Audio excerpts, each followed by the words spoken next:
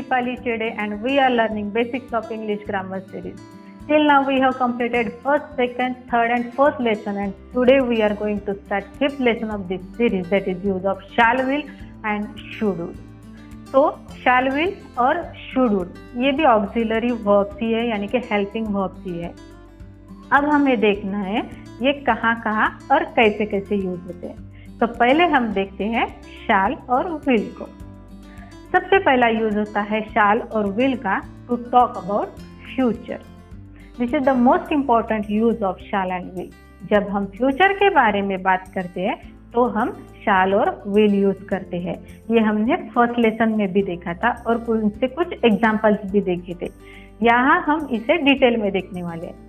तो shall will और should would को फिर से देखते हैं कौन से सब्जेक्ट के साथ कौन से टू बी वाले वर्ब्स लगते हैं।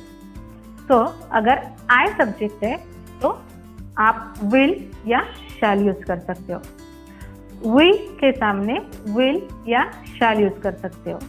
और सब्जेक्ट अगर you, they, he, she, it इनमें से कोई है तो आपको will यूज करना है। अब चलिए इनसे कुछ सिंपल सेंटेंसेस बनाते हैं। First sentence, I shall wait for you, मैं तुम्हारी राह देखूंगा। I will go to school tomorrow, मैं कल स्कूल जाऊंगा। We shall not go for the movie if we don't have time, अगर हमारे पास टाइम नहीं रहा तो हम मूवी देखने नहीं जाएंगे। Next example, you will get bored in that party, तुम उस पार्टी में बोर हो जाओगे। You will not get success without hard work, बिना मेहनत के तुम्हें सफलता नहीं मिलेगी। You see they will do nothing, they will just gossip for hours, देख लेना वो लोग कुछ नहीं करेंगे, घंटों गप्पे लड़ाएंगे। तो हमने देखा कैसे shall will यूज करते हैं फ्यूचर के सेंटेंसेस बनाने के लिए। यदि आपने अभी अभी शुरू किया है इंग्लिश बोलना या सीखना तो स्टार्टिंग में मैं आपको यही सजेस्ट करूंगी कि आप shall और I और we के साथ shall का कम से कम प्रयोग करें और will का ज़्यादा से ज़्यादा प्रयोग करें, क्योंकि अगर आपको shall यूज करना है तो उनके कुछ कंडीशंस हैं, वो हम अभी इसी लेसन में देखने वाले हैं। इसीलिए अगर सब्जेक्ट कोई भी रहो, अगर आपको सिंपल सेंटेंस बनाना है फ्यूचर टेंस वाला तो आप will का यूज ज़्यादा से ज़्यादा करें। तो चलिए इससे एक स्टेप ऊपर चलते और देखते हैं shall और will पर्टिकुलर कहाँ और कैसे यूज होते हैं। तो will का यूज देखते हैं पहले। will is use to talk about choice, promise, command, order और डिसीजन। इनमें से कुछ भी रहो आप will यूज कर सकते हैं। पहले देखते हैं चॉइस। will को हम तब यूज करेंगे जब हमें अपनी पसंद बतानी हो, मतलब कि हमारी चॉइस क्या है या हमारी मर्जी क्या है, मतलब कि हम किसी चीज को करना चाहते हैं या नहीं। जैसे कि अगर मैं आपको बोलूं, अगर मुझे कोई ड्यूटी मिले तो मैं कहूंगी I will take this duty, मतलब कि मैं ये ड्यूटी लूंगी। अब देखते हैं प्रॉमिस। विल को आप तब भी यूज कर सकते हैं जब आप कोई प्रॉमिस कर रहे हैं, जैसे कि मैं अगली बार मेरा बेस्ट करूंगा। I will do my best next time, मैं इस साल यूपीएससी एग्जाम जरूर पास करूंगा। I will definitely pass UPSC exam this year. Next देखते हैं कमांड, यानी कि आदेश। विल को आप यूज कर सकते हैं जब आप कोई आदेश दे रहे हो, जैसे कि student will not make noise in the class, students class में शोर नहीं करेंगे। Nobody will talk in the examination hall, कोई भी एग्जाम हॉल में बात नहीं करेगा। Will you stop making noise, यहाँ हम ऐसे नहीं बोल सकते shall you stop making noise. तो अगर आपको कमांड या फिर ऑर्डर देनी है तो आप विल का यूज करोगे। विल का और एक प्रयोग होता है जब हम कोई थर्ड पर्सन के बारे में बात कर रहे हैं, मतलब कि आप अगर किसी तीसरे व्यक्ति के बारे में बात कर रहे हो या फिर किसी की नॉर्मल हैबिट यानी कि सामान्य आदत के बारे में अगर आप बात कर रहे हो तो आप विल यूज करोगे। फॉर एग्जाम्पल, एक स्थान पर इकट्ठी हुई लड़कियां चुप नहीं रहेगी। Girls at one place will not keep quiet, क्योंकि ये उनकी आदत है। वह हमेशा बड़ी ही बात करेगा। He will always talk big, क्योंकि वो उसकी नॉर्मल हैबिट है। अब देखते हैं वोंट यानी कि विल नॉट। वोंट से भी हम क्वेश्चंस बना सकते हैं, जैसे कि क्या तुम हमारे साथ खाना खाओगे? Won't you join us for lunch? क्या तुम मेरे दोस्त से नहीं मिलोगे? Won't you meet my friend? क्या तुम एक कप चाय नहीं पियोगे? Won't you have a cup of tea? क्या तुम मेरे साथ शॉपिंग पे नहीं चलोगे? Won't you come with me for a shopping? अब देखते हैं शैल। तो शैल का फर्स्ट यूज होता है टू मेक क्वेश्चन। शैल को हम यूज करते हैं आई और वी के साथ कुछ क्वेश्चंस बनाने के लिए।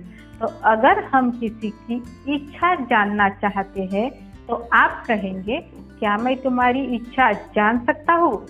मतलब क्या तुम मुझसे कोई कार्य करवाना चाहते हो?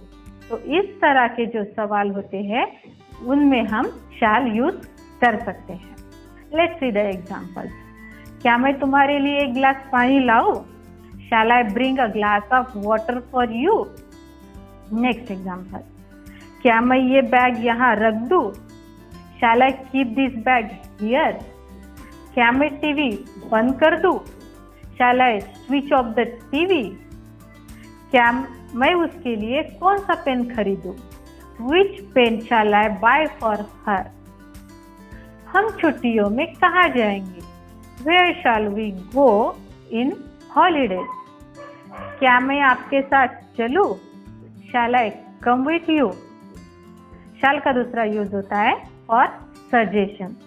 शैल को हम तब यूज कर सकते हैं जब हम किसी को सलाह देते हैं या फिर हमें किसी से सलाह मांगनी है। For example, shall I shut the door? क्या मैं दरवाजा बंद कर दूं? Shall we switch on the fan? क्या हमें फैन लगाना चाहिए?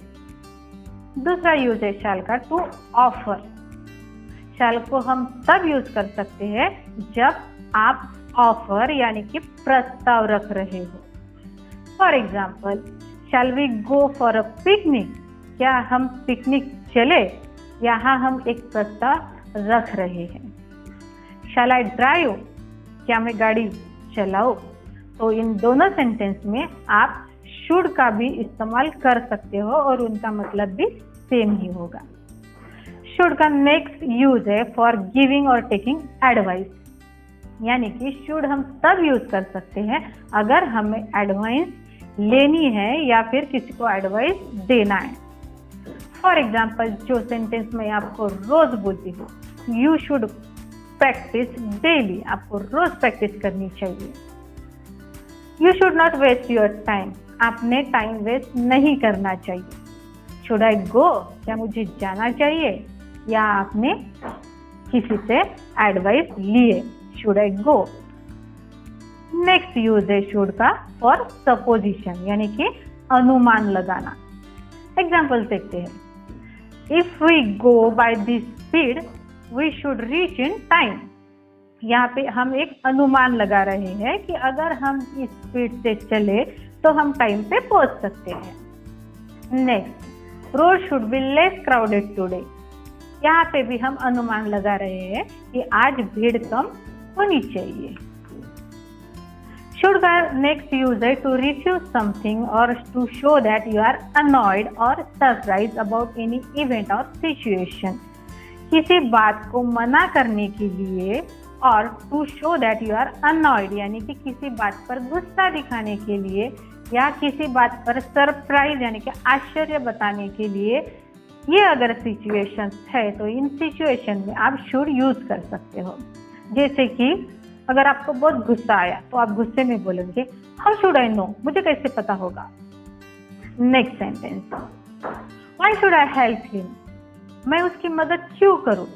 तो इस तरह के जो क्वेश्चंस होते हैं हम वहां पे शुड यूज करते हैं। डेली रूटीन में भी ऐसे बहुत से सेंटेंसेस आते हैं जो अभी आपको इंग्लिश में बोलने हैं। नेक्स्ट देखते हैं वुड। तो the first use of would is as a past tense of will, यानी कि विल का पास्ट टेंस है would. For example, he said that he would perform, उसका कहना है कि वो परफॉर्म कर लेगा। यहाँ देखिए से यानी कि बोलना, और उसका पास्ट टेंस है सेड, मतलब ये जो सेंटेंस है वो फ्यूचर में पास्ट की बात हो रही है। यहाँ आप ऐसा नहीं बोल सकते ही विल परफॉर्म, आपको यहाँ विल का पास्ट टेंस करना पड़ेगा। So would is the proper word that you have to use here. So the correct sentence is, he said that he would perform. I felt you would do that. मुझे ऐसा लगा तुम कर लोगे, ये भी उसका एक एग्जाम्पल है। नेक्स्ट यूज देखते हैं वुड का, वो है विश। विश मांगने के लिए जब आप इमेजिन करके कुछ बोलते हो तो वहाँ आप वुड यूज कर सकते हो।